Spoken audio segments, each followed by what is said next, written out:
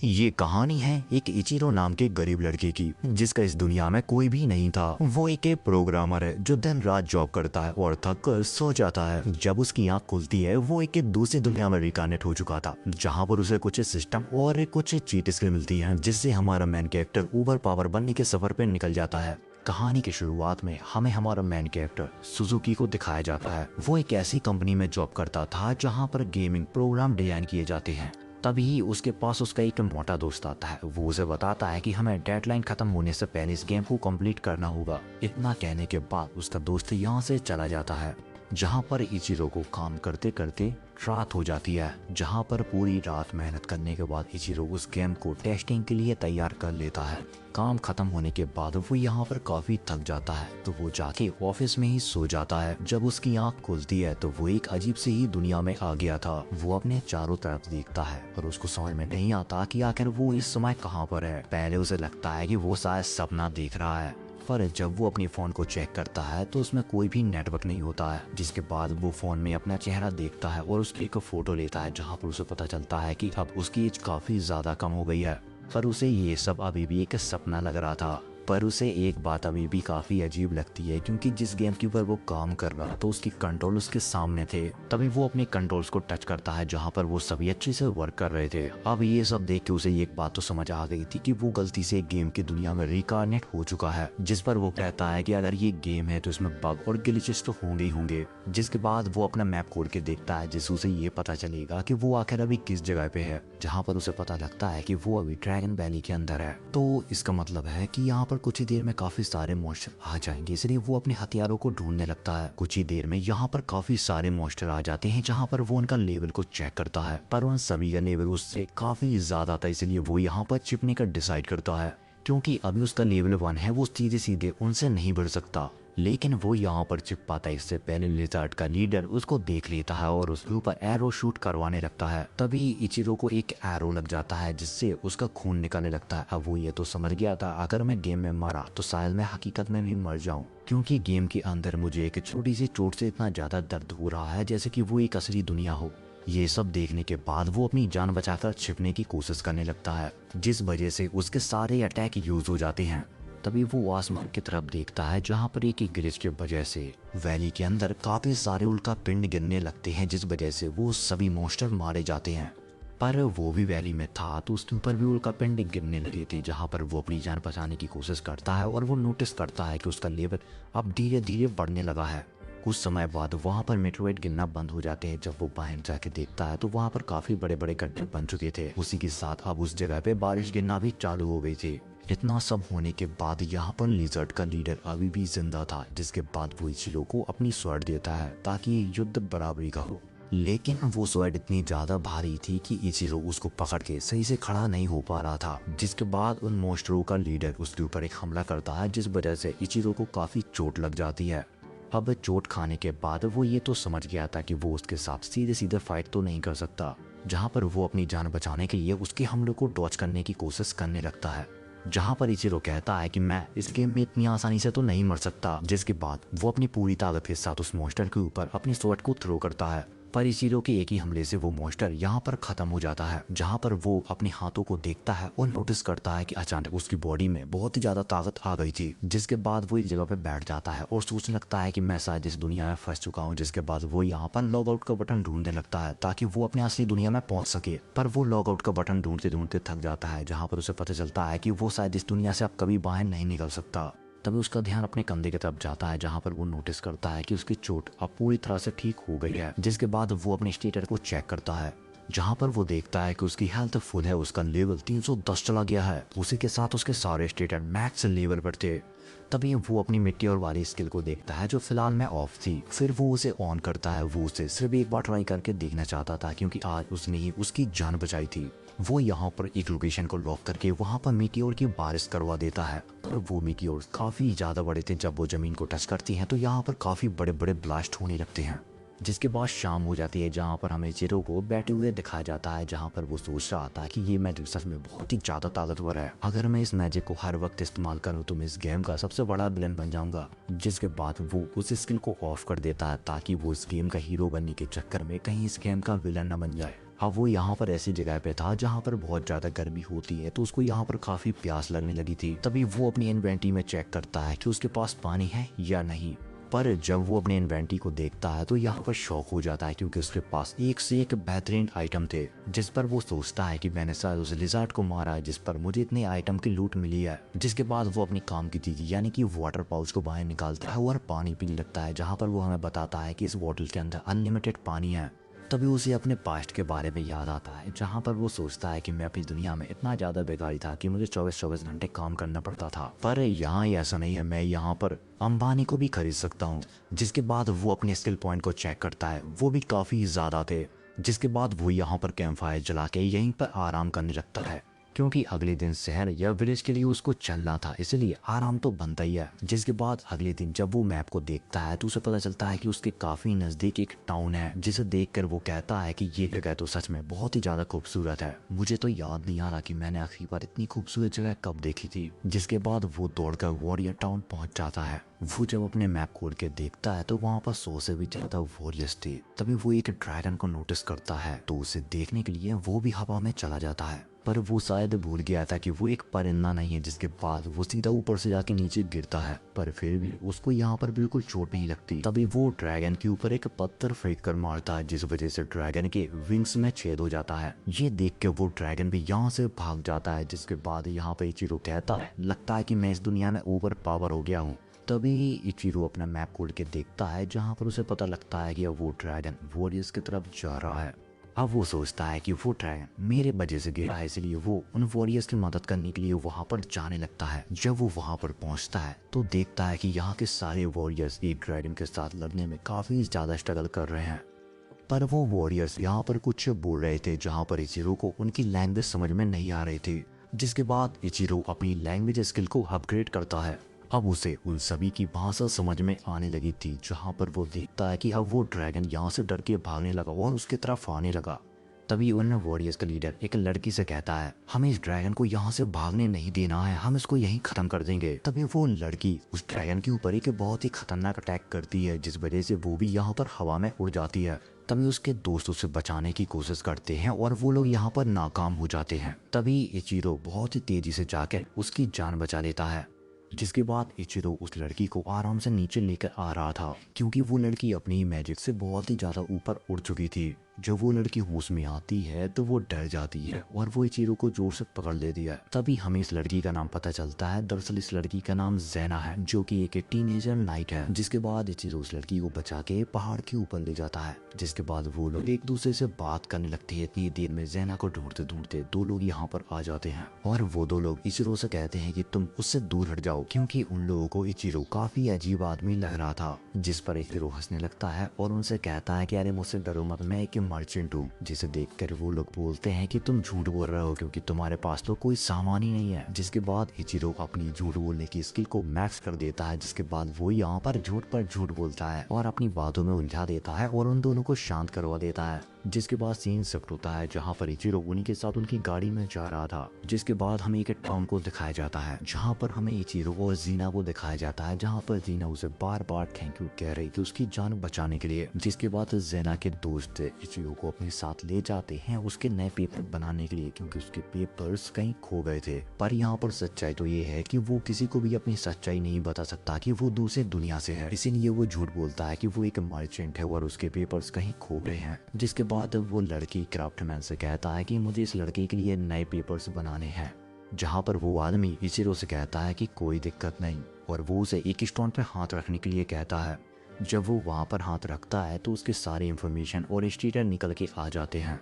जिसके बाद वो आदमी उसके लिए न्यू पेपर बना देता है और उसको दे देता है। जिसके बाद वो आदमी उसे एक स्टोन देता है और कहता है कि अगर तुम सिटी में कहीं भी जाओगे तो तुम्हें इसकी जरूरत पड़ेगी, इसलिए इसको कभी भी खोना मत। जिसके बाद वो दोनों वर्कशॉप से बाहर आ जाते हैं, जहाँ पर वो लड़की उसे बताती है कि यहाँ पर एक बहुत ही बेहतरीन रेस्टोरेंट है जिसका खाना बहुत ही टेस्टी है, और हाँ, अगर तुम्हें रहने के लिए कमरा चाहिए तो यहाँ पर रहने के लिए जगह भी काफी अच्छी है। जिसके बाद इचिरो उसकी बात मान जाता है और एक होटल में रुकने का डिसाइड करता है। तभी एक लड़की आती है और उसको पकड़ लेती है और वो लड़की कहती है कि तुम इस शहर के नहीं लग रहे हो, अगर तुम चाहो तो हमारे साथ रह सकते हो। जब वो लड़की उसे पकड़ के ले जा रही थी, जहाँ पर इचिरो उसकी प्रोफाइल को देखता है, जहाँ पर वो कहता है कि ये लड़की सिर्फ 13 साल की है, पर देखकर लगता नहीं है। जिसके बाद वो लड़की उसे एक होटल में ले जाती है, जहाँ पर इचिरो 10 दिन के लिए एक रूम को रेंट पर लेता है। जिसके बाद वो यहाँ पर खाने के लिए खाना भी ऑर्डर करता है। तभी उस शॉप की ओनर उस लड़की को डांटने लगती है। दरअसल उस लड़की का नाम मार्था है। जहाँ पर वो ओनर उससे कहती है कि तुम यहाँ पर खड़ी खड़ी क्या कर रही हो, तुमने अभी तक वो रूम साफ करके नहीं दिया। जिसके बाद मार्था यहाँ पर माफी मांगने लगती है और उस रूम को साफ करने के लिए चली जाती है। तभी वो ओनर उसे बताती है कि तुम्हारे आने से पहले यहाँ पर कुछ डरपोक मर्चेंट ठहरे हुए थे, क्योंकि पास में कुछ मीटियोर्स गए थे, जिस वजह से वो लोग डर गए थे और यहाँ पर रूम की हालत भी काफी खराब कर दी थी। और वो लोग यहाँ पर सभी को बताने लगे थे कि ये काम किसी डीमन लॉर्ड ने किया है। पर ये कैसे हो सकता है, क्योंकि 60-70 साल पहले एक हीरो ने एक डीमन लॉर्ड को हरा दिया था, तो वो डीमन लॉर्ड वापस नहीं आ सकता। वो लोग बात कर ही रहे होते हैं, इतनी देर में एक और क्लाइंट आता है। जिसके बाद वो औरत उससे बात करने में व्यस्त हो जाती है। जिसके बाद इचिरो अपना यहाँ पर खाना खाने लगता है। उसको ये खाना काफ़ी ज़्यादा टेस्टी लगता है। जितनी ही देर में यहाँ पर मार्था आ जाती है और वो इचिरो से कहती है कि मैंने कहा था ना कि तुम्हें ये जगह बहुत अच्छी लगेगी। जिस पर इचिरो कहता है कि हाँ, पर तुम मुझे कुछ शॉप दिखा सकती हो, क्योंकि मुझे कुछ आइटम खरीदना है। जिस पर मार्था हाँ कहती है और उसे मार्केट ले जाती है। तभी हमें वहाँ पर एक डेमी ह्यूमंस को दिखाया जाता है, जहाँ पर एक इंसान उसे धक्का मार के नीचे गिरा देता है। और वो आदमी कहता है कि तुम लोग यहाँ पर क्यों आए हो, तुम्हें पता है ना कि ये जगह तुम्हारी नहीं है और तुम यहाँ पर जिंदा नहीं रह सकते। जिस पर इचिरो उस आदमी को समझाने लगता है कि देखो, जितना हक तुम्हारी इस दुनिया पर रहने का है, उतना ही उनका भी है। जिस पर वो आदमी इचिरो के ऊपर गुस्सा होने लगता है। वो कहता है कि अगर ये तुम्हारे साथ है तो तुम इसे अपनी ही सिटी में रखो। इतना कहने के बाद वो आदमी यहाँ से चला जाता है। उसके जाने के बाद इचिरो उन बच्चों से बात करने लगता है और उनका सामान बांध के उन्हें वापस दे देता है, जिस पर वो बच्चे काफी खुश हो जाते हैं। जिसके बाद वो बच्चे एक लड़की के पास चले जाते हैं, जहाँ पर वो लड़की भी एक डेमी ह्यूमंस थी। वो लोग अपना पेट पालने के लिए बाजार में कुछ सामान बेचने के लिए आए थे। इतनी ही देर में यहाँ पर मार्था आती है। वो इचिरो से कहती है कि तुम डेमी ह्यूमन से काफी अच्छे से बात कर रहे थे। जिस पर इचिरो से कहता है तो क्या हुआ, तुम्हें कोई दिक्कत है क्या। जिस पर मार्था उसे बताती है कि कुछ समय पहले यहाँ पर काफी सारे फार्मर आए थे, ताकि वो अपनी फसलों को बेचकर एक अच्छी से जिंदगी स्टार्ट कर सके। पर डेमी ह्यूमंस ने उन बेचारों को मार डाला और उनको लूट लिया। जिसके बाद अब बात करते करते वो लोग यहाँ पर एक शॉप पर पहुँचते हैं, जहाँ पर काफी अनोखे मास्क मिल रहे थे। तभी इचिरो वहाँ से एक मास्क और एक विग को खरीद लेता है, ताकि वो काम आने पर अपनी असलियत सभी से छुपा सके। जिसके बाद वो दोनों वापस होटल लौट आते हैं, जहाँ पर इचिरो मार्था से कहता है कि खाने में जो जो भी टेस्टी हो सब कुछ ले आओ। जिसके बाद मार्था उसके लिए काफी सारी खाने की चीजें ले आती है। यहाँ का खाना बहुत टेस्टी था, तो इचिरो यहाँ पर सब कुछ खा जाता है। जिसके बाद सीन शिफ्ट होता है, जहाँ पर इचिरो हमें बताता है कि आज उसने कुछ ज़्यादा ही खा लिया, जिस वजह से उसका आज पेट दर्द दे रहा है। फिर वो अपने कुछ दिन पहले के हादसों के बारे में सोचता है और कहता है कि मुझे लगता कि ये ड्रीम है, ये तो मुझे एक नई दुनिया जैसी लग रही है। अगर वो यहाँ पर मरा तो वो शायद हकीकत में भी मर सकता है। तभी वो अचानक अपने रूम से बाहर निकल के यहाँ पर भागने लगता है और दूर जाके इस टाउन को ध्यान से देखता है। पर फिर भी उसे कुछ भी समझ में नहीं आ रहा था, जहाँ पर वो कहता है अगर मैं इस जगह से बाहर नहीं निकल सकता तो मुझे यहाँ पर रहने में कोई दिक्कत नहीं है। ये दुनिया मेरी दुनिया से तो बहुत अच्छी है, क्योंकि मेरी दुनिया में ऐसा कोई नहीं था जो मेरा इंतजार करे या फिर मेरी चिंता करे। पर यहाँ पर मैं आजाद हूँ, मैं जो चाहूँ वो कर सकता हूँ। जिसके बाद हमें अगले दिन का सीन दिखाया जाता है, जहाँ पर मार्था इचिरो को सुबह से जगाती है और कहती है तुम्हें तैयार हो जाना चाहिए, तुमसे मिलने तुम्हारी गर्लफ्रेंड आई है। ये सुनने के बाद वो काफी शॉक हो जाता है, क्योंकि वो तो यहाँ पर किसी को जानता भी नहीं। इतनी ही देर में यहाँ पर ज़ैन आ जाती है और वो उसे गुड मॉर्निंग कहती है, जहाँ पर इचिरो उससे कहता है कि तुम यहाँ पर क्यों आई हो। जहाँ पर वो बताती है कि आज मेरी छुट्टी है, तो मैंने सोचा कि हम लोग कहीं घूमने चलते हैं। जिसकी बात इचिरो मान जाता है और उसके साथ घूमने के लिए चला जाता है। जेना उसका खाने का शौक देखकर उसे अलग अलग शॉप पर ले जाती है, जहाँ पर वो दोनों काफी एंजॉय करते हैं। तभी इचिरो ज़रा से पूछता है कि आखिर तुम अपने विंड मैजिक को इतनी अच्छी तरह से इस्तेमाल कैसे कर लेती हो। जिस पर ज़ैना उसे बताती है कि विंड मैजिक इतना भी आसान नहीं है, मैंने उसकी बचपन से प्रैक्टिस की है। जिसके बाद वो दोनों घूमते घूमते मिलिट्री वॉर पर पहुंच जाते हैं। यहाँ पर कोई आम इंसान तो नहीं आ सकता, लेकिन ज़ैना यहाँ पर मिलिट्री में है तो उसको किसी ने रोका नहीं। जिस पर इचिरो कहता है कि मुझे ऐसी जगह बहुत पसंद है जहाँ से मैं सभी नज़ारों को एक साथ देख सकूँ। तभी जीना कहती है कि इसे इसे देखने के बाद हम मिलिट्री टावर की तरफ चलेंगे। उसी के साथ मैं तुम्हें चर्च भी दिखाना चाहती हूँ। जिसके बाद वो दोनों चर्च पहुंचते हैं, जहां पर ज़ेना उसे डीमन लॉर्ड और हीरो की फाइट के बारे में बताती है। उसी के साथ वो उसे एक पेंटिंग भी दिखाती है जहां पर एक हीरो डीमन लॉर्ड के साथ फाइट कर रहा था। उसी के साथ वो ये भी बताती है कि इस स्वेट का नाम है होली स्वेट। अगर कोई हीरो से चलाता है तो वो ऑटोमेटिक ब्लू कलर की हो जाती है। तभी इचिरो उससे पूछता है कि अगर कोई इंसान जो हीरो ना हो, अगर वो उस स्वेट को चलाएगा तो क्या होगा।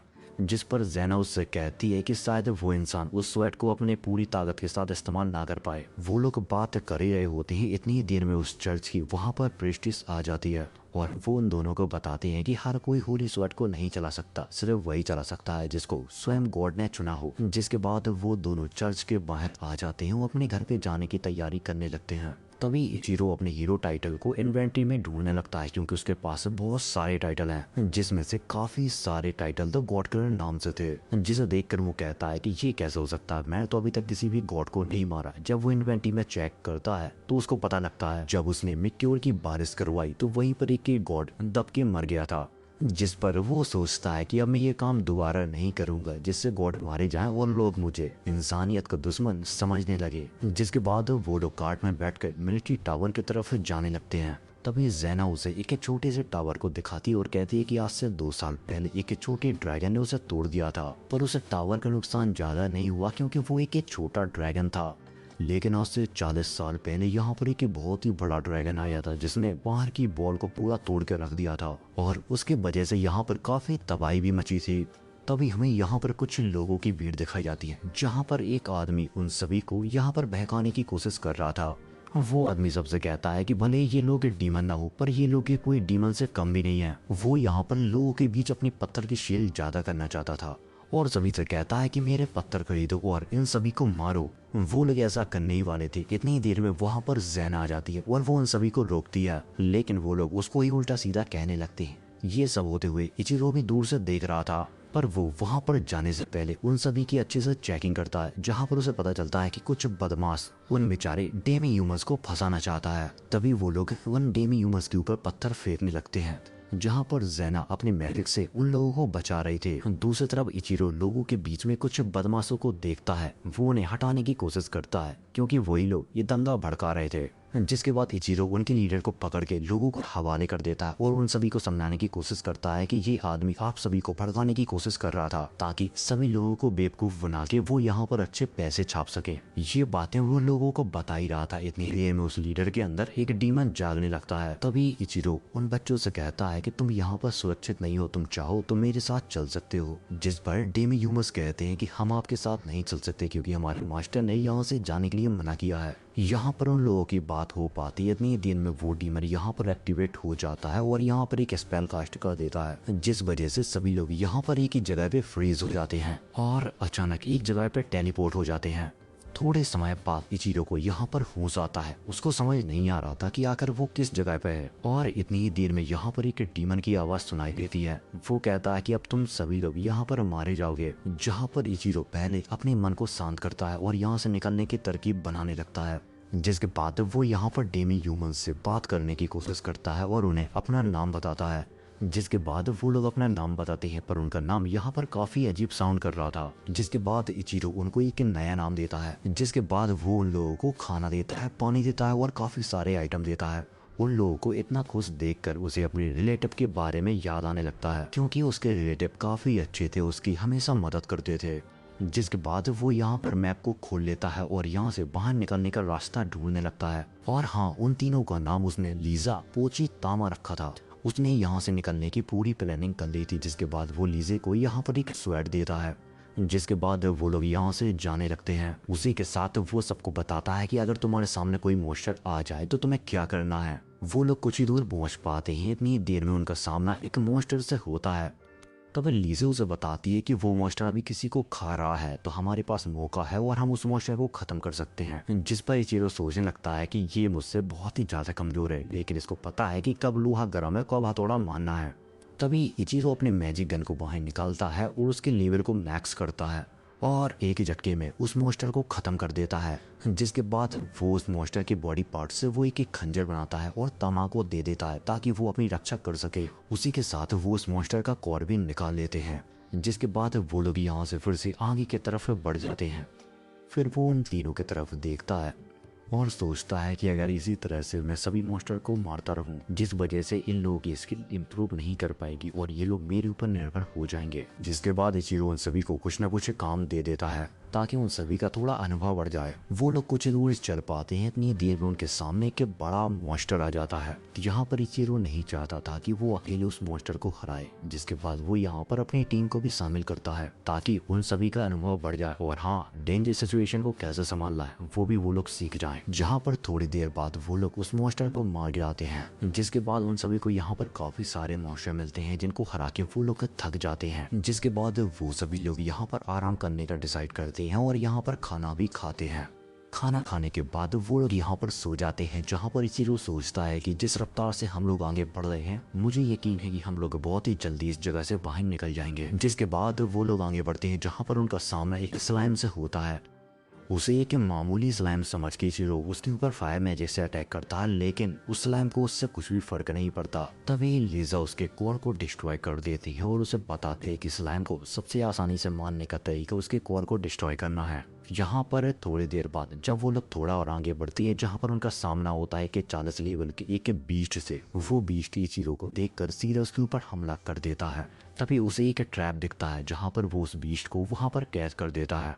जिसके बाद वो लोग थोड़ा और आगे बढ़ते हैं जहाँ पर उन्हें कुछ लोग मिलते हैं जो ट्रैप में फंसे हुए थे।